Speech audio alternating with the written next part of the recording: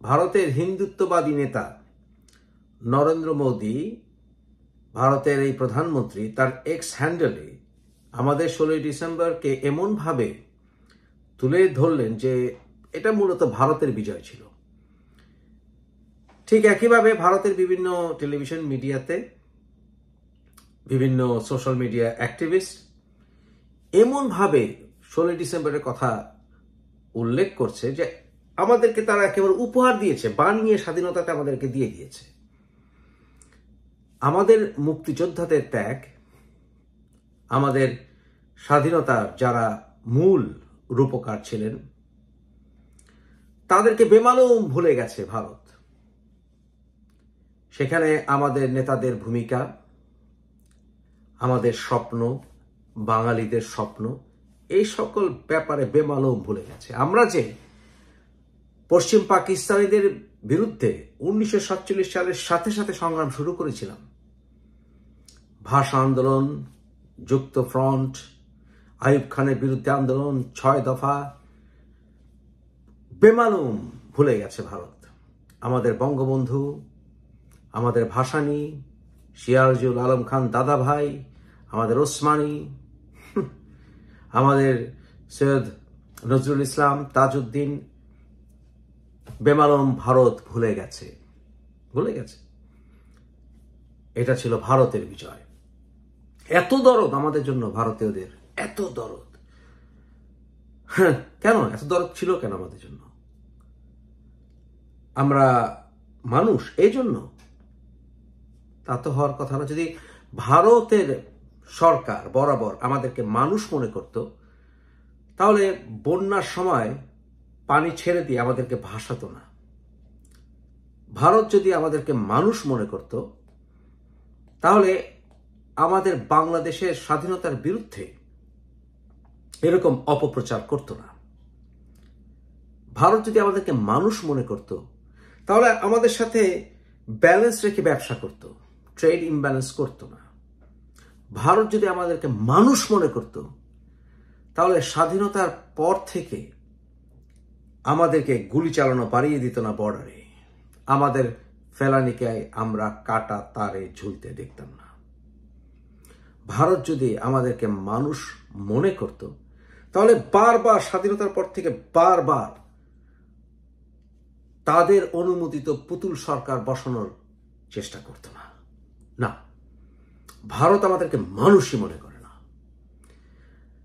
আমরা শুধু শুনেছি ভারতের অধিকাংশ মানুষদের কাছে বাঙ্গাল মানেই হচ্ছে কাঙ্গাল, আমরা হচ্ছি বাঙ্গাল। এমনকি আমাদের এখানকার হিন্দুরাও যদি ওখানে অভিবাসী হয়, তাদেরকেও বাঙাল গালি শুনতে হয়। কি হয় না? মিথ্যা কথা বলবেন না। তা আমাদের তো মানুষই মনে করেন না ওপারের ভারতীয়রা, মানুষই না আমরা। মুসলমান হিসেবে না, মুসলমান হিসেবে ভারত আমাদের প্রতি প্রেম থাকার কোনো কথাই নাই। কারণ তাদের ওই আশ্রয় দানের ক্ষেত্রে যে সকল আইন করেছে ভারত, নরেন্দ্র মোদী সরকার বিশেষ করে, সেখানে তো মুসলমানরা তাদের এখানে আশ্রয় নিতে পারবে না। সবাই পারবে, মুসলমানরা পারবে না। মুসলমানরা তো সব ইনভেডার্স, বাইরে থেকে এসছে।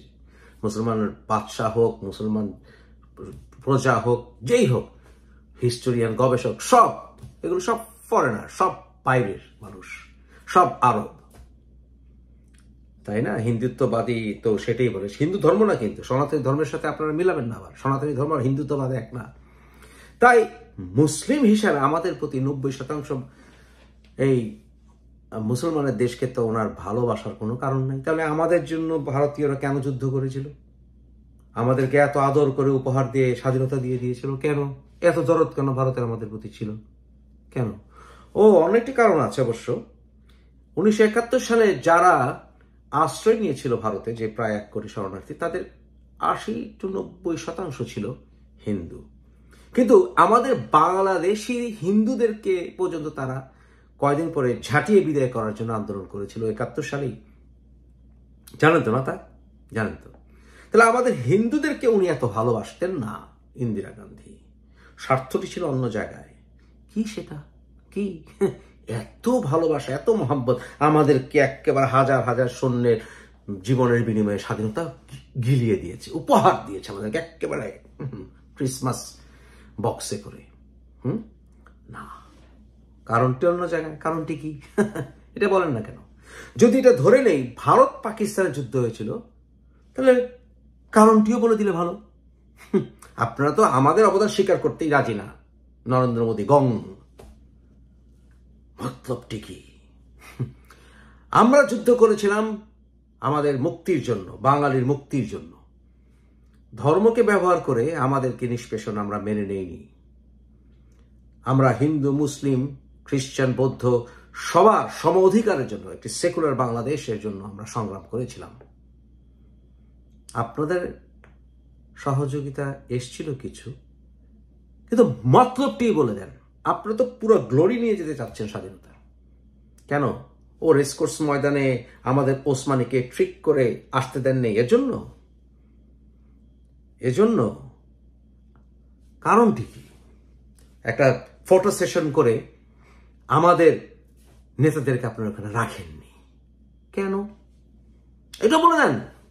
আপনাদের আক্ষেপ বলে দেন যে বঙ্গবন্ধু যখন তাড়িয়েছিল ভারতের সৈন্যকে, সেই দিন থেকে ভারতের সেনাদের যাওয়ার সাথে সাথে আপনারা ক্ষেপে উঠেছিলেন। বললেই তো হয়। বলে দেন সেই দিন থেকে আপনাদের আক্ষেপ শুরু হয়ে গেছে। আপনারা আমাদেরকে সাহায্য করতে গিয়ে চেয়েছিলেন পুরো দেশটাই গিলে ফেলতে। হায়দ্রাবাদ গিলেছেন, কাশ্মীর গিলেছেন, সিকিম গিলেছেন, মণিপুর গিলেছেন। চেষ্টায় ছিলেন এই বাংলাদেশকেও গিলতে পারেন নাই। তাহলে আমাদেরকে কেন সাহায্য করেছিলেন? এটা কি আপনাদের? তাহলে বিজয়টা যদি আপনাদের হয়ে থাকে, তাহলে আপনারা যদি পাকিস্তানের বিরুদ্ধে যুদ্ধ করে থাকেন, তাহলে কেন করেছিলেন? 65 সালে বাম্বু খেয়েছিলেন জিয়াউর রহমান এবং তাদের বন্ধুদের কাছে, তাই না? 65 ইন্ডো পাক ওয়ার। বাম্বুটা খাওয়ার পরে পরিকল্পনা করেছিলেন দুই পাকিস্তান ভাগ করতে হবে। এই পূর্ব পাকিস্তানের মানুষরা স্বাধীনতা চায়, আমরা একটু হালকা পাশে দাঁড়াই, তাতে করে ওদেরও বিজয় হবে, আমাদেরও মতলব সহি হবে। বলে দিলেই তো হয়। কাদের সিদ্দিকী বলেছিলেন 71 সালে আমাদের বিজয়ের সাথে সাথে যতটা আমাদের ফায়দা হয়েছে তার চেয়ে বেশি ফায়দা হয়েছে ভারতের। কারণ ভারত দক্ষিণ এশিয়ায় রাজ করতে পারছে এরপর থেকে, তাই না? কিন্তু আমরা বাঙালিরা অন্যরকম। আমরা ওপারে বাঙালিদের মতো নই বাবুদের মতো নই। আমাদেরকে দমিয়ে রাখা যায় না। আপনাদের মতলবের সাথে যদি গাল মিলায়, তাহলে তাদেরকে আপনারা ভালোবাসেন, সে যে নেতাই হোক। আপনাদের তাবেদারি না করলে আর আপনাদের বন্ধু থাকা যায় না, তাই না? আপনারা তাই অখণ্ড ভারতের স্বপ্ন দেখেন। সেই অখণ্ড ভারতের স্বপ্নে একটু এগিয়েছেন, এই তো বলতে চান। বলে দিলেই তো হয়। কিন্তু আমরা তো ভাই পাকিস্তানের অংশ হতে চাই নাই। আমরা ভারতের অখণ্ড ভারতের অংশ হতে চাই না। আমরা একটু ভিন্ন প্রকৃতির বাঙালি। রাইট? সুতরাং যদি বলেই থাকেন এ বিজয় ছিল ভারতের, তাহলে আপনাদের মতলব আপনারা প্রকাশ করে ফেলেছেন। যুদ্ধটা ছিল ভারতের মতলব। কি মতলবে? আমাদের প্রতি পীড়িতে? না, আমাদেরকে আপনারা তো পীড়িত করেন না।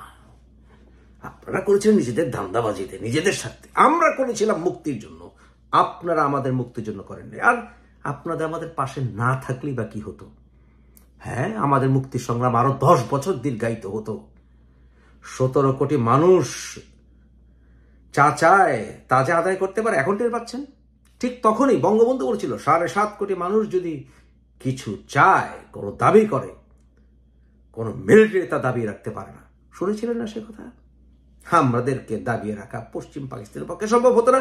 এখন যেমন আপনারা পারছেন না পাশে থেকে, পশ্চিম পাকিস্তান ছিল অনেক দূরে, আপনারা পাশে থেকেই তো আমাদেরকে আপনাদের আঙুলের তলায় রাখতে পারছেন না। কে বাবু, তাই না? মতলব ফাঁস করে দিলাম না?